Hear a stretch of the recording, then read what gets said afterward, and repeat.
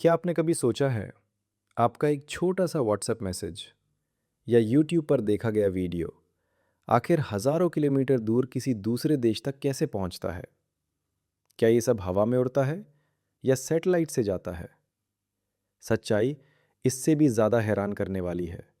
आपका लगभग हर internet data समुद्र के अंदर बिछी केबल से होकर गुजरता है और ये केबल्स हजारों किलोमीटर लंबी होती हैं। आज आप जानने वाले हैं समुद्र के नीचे इंटरनेट केबल्स कैसे बिछाई जाती हैं, कैसे काम करती हैं और अगर ये एक सेकंड के लिए भी बंद हो जाए तो दुनिया पर क्या असर पड़ेगा। शुरुआत होती है इंटरनेट की बढ़ती ज़रूरत से। जब दुनिया के अलग अलग देशों को आपस में तेज़ और स्टेबल कनेक्शन चाहिए होता है, तब केवल सैटेलाइट्स काफ़ी नहीं होते, क्योंकि सैटेलाइट कनेक्शन में डिले ज़्यादा होता है और स्पीड भी सीमित होती है। इसीलिए साइंटिस्ट्स और इंजीनियर्स ने एक सॉल्यूशन निकाला, समुद्र के नीचे फाइबर ऑप्टिक केबल्स बिछाने का।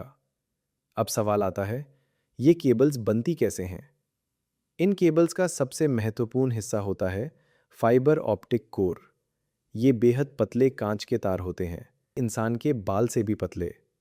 लेकिन ये साधारण कांच नहीं होता, इसे खास तरीके से तैयार किया जाता है ताकि ये लाइट सिग्नल्स को बिना नुकसान के बहुत लंबी दूरी तक भेज सके। फाइबर के ऊपर कई लेयर्स चढ़ाई जाती हैं।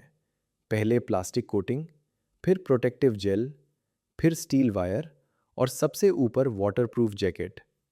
ये सारी लेयर्स मिलकर केबल को इतना मजबूत बनाती हैं कि वो समुद्र के भारी दबाव, खारे पानी और बाहरी खतरों को सह सके।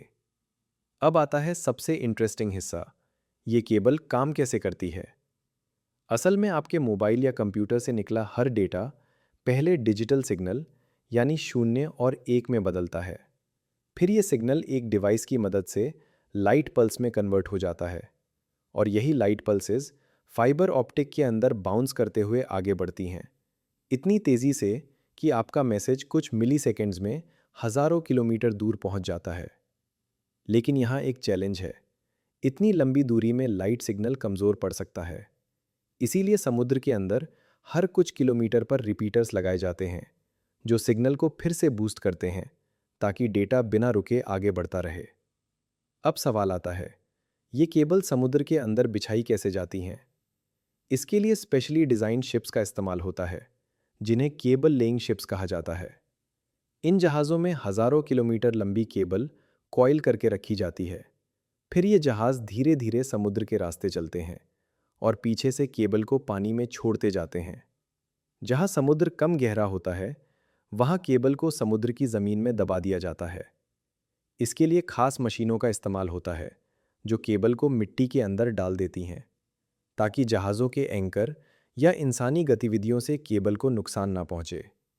लेकिन गहरे समुद्र में जहां कोई डिस्टर्बेंस नहीं होता, वहां केबल बस समुद्र की सतह पर ही बिछ जाती है। लेकिन असली खतरा यहीं से शुरू होता है। समुद्र के अंदर शार्क मछलियां कभी-कभी इन केबल्स को काटने की कोशिश करती हैं। भूकंप या समुद्री तूफान भी केबल को डैमेज कर सकते हैं और कभी-कभी जहाज़ों के एंकर भी इन्हें तोड़ देते हैं। इसीलिए इन केबल्स की 24 गुणा 7 मॉनिटरिंग की जाती है और जैसे ही कोई फॉल्ट आता है, रिपेयर शिप्स तुरंत मौके पर पहुंचती हैं। अब बात करते हैं, ये डेटा आखिर हमारे मोबाइल तक कैसे पहुंचता है। समुद्र के किनारे स्पेशल स्टेशनों होते हैं जिन्हें लैंडिंग स्टेशनों कहा जाता है। यहीं पर यह केबल ज़मीन से जुड़ती है। फिर वहाँ से डेटा लैंड बेस्ड नेटवर्क के ज़रिए पूरे देश में फैलता है और आखिर में आपके मोबाइल, लैपटॉप या टीवी तक पहुँचता है। मतलब, जब आप इंस्टाग्राम स्क्रॉल करते हो, यूट्यूब पर वीडियो देखते हो या ऑनलाइन गेम खेलते हो, तो आपका डेटा हज़ारों किलोमीटर समुद्र के अंदर ट्रैवल करके वापस आ रहा होता है। अब सोचो, अगर ये केबल्स अचानक काम करना बंद कर दें, तो क्या होगा? दुनिया का ज़्यादातर इंटरनेट रुक जाएगा, इंटरनेशनल कॉल्स बंद हो सकती हैं, बैंकिंग सिस्टम्स पर असर पड़ेगा और ग्लोबल कम्युनिकेशन लगभग ठप हो जाएगा। यही वजह है कि ये केबल्स हमारी मॉडर्न दुनिया की बैकबोन हैं। ये सैटेलाइट से ज़्यादा फास्ट हैं, इनमें डिले बहुत कम होता है और ये ज़्यादा रिलायबल भी हैं। इसीलिए आज पूरी दुनिया इन पर निर्भर है। तो अगली बार जब आप एक सिंपल मैसेज भेजो या कोई वीडियो देखो, तो याद रखना, आपका हर क्लिक, हर डेटा पैकेट समुद्र की गहराइयों में दौड़ रहा है, हजारों किलोमीटर का सफ़र तय कर रहा है और यही इनविजिबल नेटवर्क पूरी दुनिया को एक साथ जोड़ कर रखता है।